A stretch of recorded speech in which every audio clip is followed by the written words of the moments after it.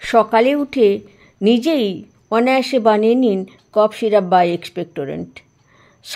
সাদা তুলসী, 1 চামচ আদার রস এবং অর্গানিক মধু দিয়ে বানিয়ে নিন এমন কফ সিরাপ যা বাজার চলতি কফ সিরাপের থেকে খারাপ তো নয়, বরং অনেক বেশি কার্যকরী এবং সিনথেটিক এক্সপেক্টোরেন্ট সাইড এফেক্টযুক্ত, এটা আমরা সবাই জানি।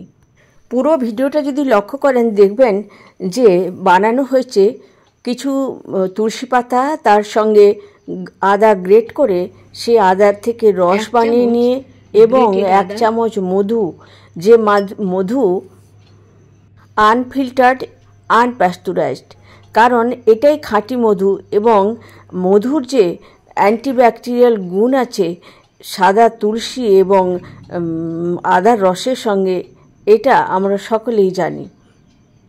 অ্যান্টিব্যাকটেরিয়াল, অ্যান্টিভাইরাল, অ্যান্টিফাঙ্গাল এবং অ্যান্টি ইনফ্লেমেটরি বৈশিষ্ট্যযুক্ত এই 3টি উপাদান মিশ্রিত করে সকালে খালি পেটে খেয়ে নিয়ে হালকা গরম জল 1 গ্লাস পান করে নেবেন।